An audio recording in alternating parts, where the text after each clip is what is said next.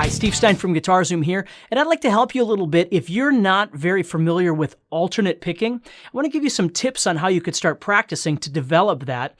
So you can start using it on a daily basis and then move it into your practice and the songs that you're learning and everything like that. So the first thing we're going to do is we're just going to take just a little segment of a pentatonic scale and look at that, okay? So the first thing I'm going to do is I'm going to play this. I'm going to play in the key of A minor pentatonic. I'm going to play 5, 8, 5, 7, and that's enough, okay? 5, 8, and 5, 7. Now, if you don't do a lot of alternate picking, this would be a prime example of how you could start getting into it. Alternate picking is when you pick down and up as opposed to just picking everything down, okay? There's a bunch of different ways that you can do alternate picking, but let's just talk about a real fundamental way of doing this, which is literally just picking down and then you pick up afterwards.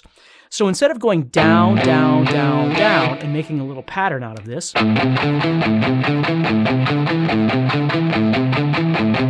what we want to do is we want to convert that into down, up, down, up. Now, before we do that, let's just talk a little bit about the alternate pick itself. Basically, what I'm doing right now is I'm just palm muting, just to give it a little bit more definition as I'm playing, as opposed to just playing it open like that. Okay. The alternate pick, basically what you're trying to do are a couple of things. First of all, you're trying to make the down and the up sound similar to each other. Okay, so when you're playing, you're trying to focus on the attack of both the down and the up so they have a similar sound. So it doesn't sound like your down pick is so much different than your up stroke, for instance. Okay. The second part of that is be careful not to turn the pick way too much. I see a lot of players when they play, you'll kind of see how my guitar is at an angle already. If I was to turn the pick even more, the problem is I lose the definition of what the pick is really trying to do against the string, which is, of course, make it vibrate, but I'm also adding a bit of a percussive effect by picking through that string. If I turn the pick sideways, I might be able to go really fast, but all the listener is going to hear are these swishing sounds. And again, I always try and teach people it's always better to go at a slower pace, but do it honestly, than it is to just fake your way through something and pretend like you're doing something that you're not. Why not learn how to do it the right way and make it sound the best that you can possibly make it sound?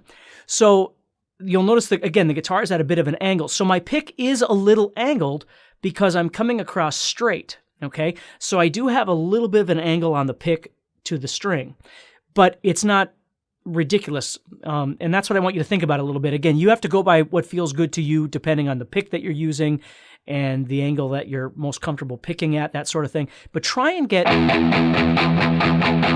so you can hear real definition when you're picking that string. And then think about how it sounds as you pick up and down, trying to get them to sound as even as possible. And it might not be perfect, but just work on that a little bit. The next thing to think about is as you're picking, and this might change a little bit depending on the speed that you go, is whether or not you're picking from the wrist is doing the movement for the guitar pick, or whether or not the elbow is doing the movement, okay? Most of the time, those are the 2 points, is you'll either lock at the elbow as you pick, and you'll move like this, or you'll move more from the wrist. Now, I've seen people move a little bit more from the fingers, but, I mean, usually there's a combination of these things. But again, it might be nice to just think about that a little bit as you're playing. Are you locking that elbow and moving like this? Or are you moving from the wrist? Just to kind of get used to, because you're going to use the muscles in a different way depending on what it is that you're doing. So, going back to our exercise now, with those things in mind that we would just practice beforehand, you could just work on those things for a long time. You could work on those on a daily basis just to develop those. And then you could come back to whatever pattern or whatever thing that you're working on, which is what I'm using right here, is this 5, 8, 5, 7. And I'm going to implement what I've been doing with this down and up picking, trying to clean it all up and watch my pick angle and, trying to even out the dynamic of the pick on both sides, all that stuff. And then I'm going to go back and I'm going to start adding in down, up, down, up.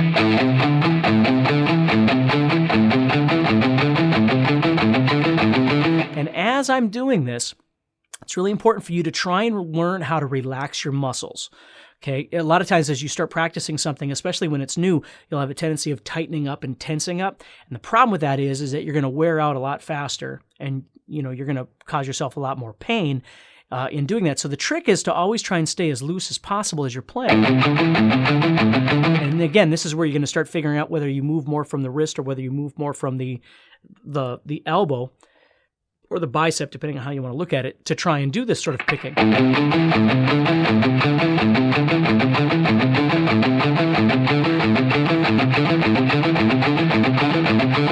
And again, it's not just about how fast I can go, it's trying to clean everything up and make all of those picks, all of the picking that I'm doing, have some element of definition as I'm playing.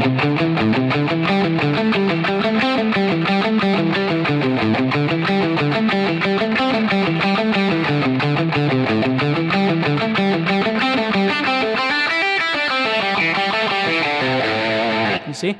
So it's a really good thing to get used to in the long run if you're not really much of an alternate picker. I'm not saying you have to do everything alternate picking. That's not what I'm saying.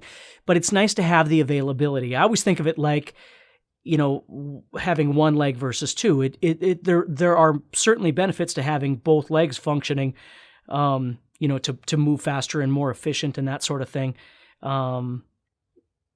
Certainly if you're getting chased by, a dog or something like that and you want to try and get away without getting mauled, it'd be nice to be able to go fast, right? So there are times that it is nice to be able to do that. And alternate picking isn't just about speed, it's also about just having this fluency when you play.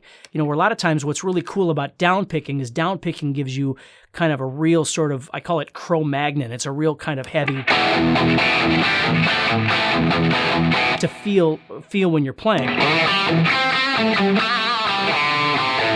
And it sounds awesome. But sometimes you want to smooth that out. And you want something that's a little more flowing as you play. And a lot of times that alternate picking is an opportunity to give you that. So a little bit of tip there that might help you in transitioning from your down picking to alternate picking or to optimize your alternate picking a little bit as well. So take care, practice hard, and I'll speak to you soon.